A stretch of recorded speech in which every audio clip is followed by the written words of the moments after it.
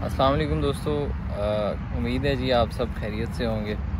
जैसा कि आप सबको पता है कि मैंने पाकिस्तान से ट्रैवल किया है कतर की तरफ, और मूव करने की वजह यही थी ताकि जो है ना मज़ीद थोड़ी सी अपॉर्चुनिटीज़ को ना एक्सप्लोर किया जाए।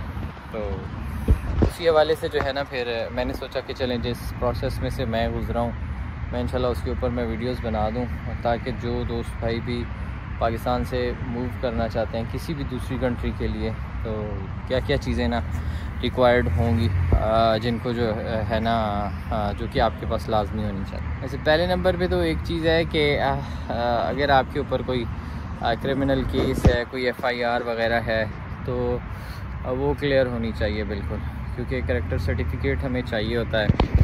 तो कोई भी ऐसा रिकॉर्ड आपका क्रिमिनल रिकॉर्ड नहीं होना चाहिए जिसकी वजह से कैरेक्टर सर्टिफिकेट के ऊपर कोई मसला आ जाए। दूसरे नंबर पे जो चीज़ है जी, आपके अगर डॉक्यूमेंट्स की बात आ जाती है तो अपने डॉक्यूमेंट्स को पूरा रखें। अगर आप मैरिड हैं तो आपके पास आप मतलब कि FRC वगैरह जो है उसको आप अपना जितना भी फैमिली का जो डाटा है आपका, आप उसको मेंटेन करें ताकि डॉक्यूमेंटेशन के दौरान किसी किस्म का भी कोई मसला ना हो।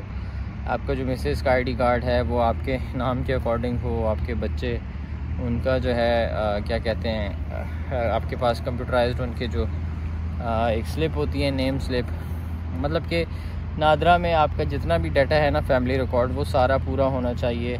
नाम वगैरह जो है आपके वो दुरुस्त होने चाहिए। अब क्योंकि आप इतना सब कुछ करते हैं और वीज़ा प्रोसेसिंग के लिए जब आप कंटिन्यू करते हैं प्रोसेस शुरू हो जाता है, बाद में जाके किसी पिछले डॉक्यूमेंट में मसला आ जाता है, तो वो फिर बेहतर यही है कि वो मसला पहले ही हल हो जाए, बजाय इसके कि बाद में उसको फेस करना पड़े। तो अपने ID कार्ड वगैरह, अपनी नादरा का जो आपका रिकॉर्ड है, अगर फैमिली की पेरेंट्स के साथ हैं तो उसमें अपना डाटा सारा क्रॉस चेक कर लें, नाम कहीं पे मिसमैच ना हो डॉक्यूमेंट्स में। तो इन सारी चीज़ों का ख्याल रखना है आपने। उसके बाद जो एक चीज़ है वो मतलब कि मैं रिकमेंड करता हूँ कि जो कि आपके पास होनी चाहिए इधर आते वक्त किसी भी दूसरे कंट्री में मूव करते हुए, तो वो है जी आपका अपना ड्राइविंग लाइसेंस। वो बहुत इंपॉर्टेंट चीज़ है।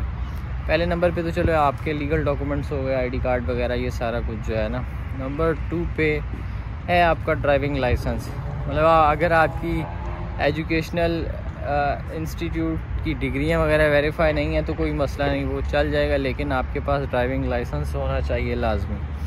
ड्राइविंग लाइसेंस बहुत काम आता है, तो कोशिश करें ड्राइविंग लाइसेंस जो है ना उसको बनवा लें आपका जो है। और उसके बाद जो है ड्राइविंग लाइसेंस के बाद जो है हाँ जी तीसरे नंबर पे आ जाती हैं कि आपकी डिग्रीज़ वगैरह, आपने जहाँ से जो भी तालीम हासिल की है तो उसको वेरीफाई करा लें, HEC से करा लें, उसके बाद जो है ना मिनिस्ट्री से करवा लें। आपके जो रेलिवेंट बोर्ड हैं वहाँ से उनको जो है ना वेरीफाई करवा लें। वेरिफिकेशन का जो प्रोसेस है उसमें जो है ना आपको बोर्ड जाना पड़ेगा। ऑनलाइन चेक कर सकते हैं आप, ऑनलाइन आपको चालान वगैरह मिल जाएगा, क्योंकि मेरे केस में यही था कि सरगोदा की जो अटेस्टेशन थी वो ऑनलाइन फॉर्म था, वो मैंने फ़िल कर दिया था। उसके बाद वहाँ जाके अपने फॉर्म वगैरह, उनकी फ़ी जो होती है वो बैंक में सबमिट होती है, वो फ़ी बैंक में सबमिट करा के तो मैंने वहाँ से सरगोदा से बोर्ड जाके और बस मेरा चालान पेड था, तो वो काम जल्दी हो गया था।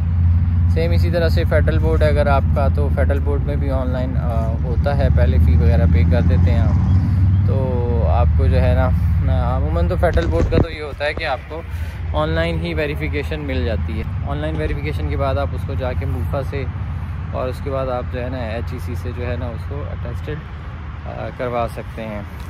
मूफा के बाद IBCC के बाद जो है ना वो HEC। अगर आपके पास आपके पास बैचलर्स है, BS प्रोग्राम है कोई भी, तो वो आपके HEC से अटेस्टेड होगा। अदरवाइज़ जो है ना क्या कहते हैं उसको बैचलर से नीचे है, इंटरमीडिएट तक है, तो वो उसको सिर्फ आप IBCC, मूफा और अपने जो रेलिवेंट बोर्ड हैं वो वहीं से अटेस्टेड हो। लाजिम नहीं है कि आप इनको तभी वेरीफाई कराएं जब आपने बाहर आना हो। आप इनको कोशिश करें कि आपके पास अगर गुंजाइश बनती है तो ये छोटे छोटे जो काम होते हैं ना सरकारी, इनको आप थोड़ा टाइम दे के जो है करवा लिया करें, क्योंकि जब एकदम से ये सब चीज़ें करनी पड़ती हैं ना तो फिर आपको बहुत भागना पड़ता है। तो बेहतर यही है कि थोड़ा थोड़ा हुआ हो ना, तो वो बेहतर हो जाता है ज़रा। अच्छा, इन सब चीज़ों के बाद जो है फिर आ जाता है जी आपका वीज़ा प्रोसेस वगैरह। किसी भी कंट्री के लिए जब आपने वीज़ा प्रोसेस करना है, कोशिश करें पहले कोई ऑथेंटिक बंदे ढूंढें, सही मतलब कि जहाँ पे आपको 110% अश्योरिटी हो कि यहाँ पे किसी किस्म का फ्रॉड नहीं होगा। तो इस किस्म का कोई रेफरेंस ढूंढें, लिंक ढूंढें और फिर जो है ना अपना वीज़ा प्रोसेस करवाएं। Simple is that. आपको पासपोर्ट चाहिए, पासपोर्ट आपका जो है ना आपने अपना पासपोर्ट की तस्वीर जो है ना वो जब भेजेंगे आप आगे वीज़ा प्रोसेसिंग के लिए, तो आपका मेडिकल आ जाएगा। मेडिकल के बाद जो है ना उसके बाद आपका मेडिकल क्लियर हो जाता है तो आपका वीज़ा आ जाता है। वीज़े के बाद फिर आपको क्या कहते हैं जाना पड़ता है प्रोटेक्टोरेट करवाने के लिए, प्रोटेक्टोरेट ऑफिस जाना पड़ता है।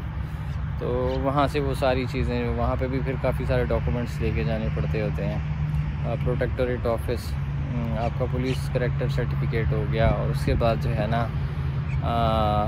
आपका वीज़ा हो गया। आपका जो कॉन्ट्रैक्ट क्या कहते हैं कॉन्ट्रैक्ट लेटर, मतलब जॉब कॉन्ट्रैक्ट अगर आपका, तो आपको वो वीज़ा वाले भेज देते हैं कि हाँ जी ये आपका कॉन्ट्रैक्ट है, इसमें इतनी सैलरी होगी, इतना सब कुछ होगा। वो हमें ले जाके दिखाना पड़ता है उधर प्रोटेक्टोरेट ऑफिस में, उसके ऊपर स्टैंप्स वगैरह होती हैं।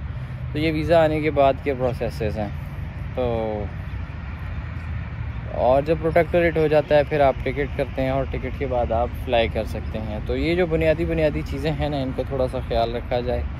आप कोशिश करें कि ये अपने छोटे छोटे जो डॉक्यूमेंट्स हैं इनको टाइमली पूरा कर लें ताकि बाद में आपको एकदम से मुश्किल ना हो। तो मेरे केस में यही था, 1 से 1.5 माह के अंदर अंदर जब मतलब कि वीज़ा प्रोसेस होना शुरू हुआ था, तो वो फिर थोड़ी सी जो है ना मतलब कि भाग दौड़ करनी पड़ गई। तो बेहतर ये है कि इस भाग दौड़ को थोड़ा सा अवॉइड करें। अगर आप ट्रैवल करना चाहते हैं, मूव करना चाहते हैं, तो अपने छोटे छोटे डॉक्यूमेंट्स को पहले पूरा रखें। तो बस इन सब चीज़ों का ख्याल रखें और क्या कहते हैं इसको बाकी जो है इसी तरह इंशाल्लाह वीडियोस का जो सिलसिला है वो हम कंटिन्यू करते रहेंगे। मैं आपको बताता रहूँगा कि यहाँ पे आने के बाद क्या सिलसिला है, किस तरह से चीज़ें हैं, सारा कुछ है। तो इंशाल्लाह कनेक्टेड रहिए।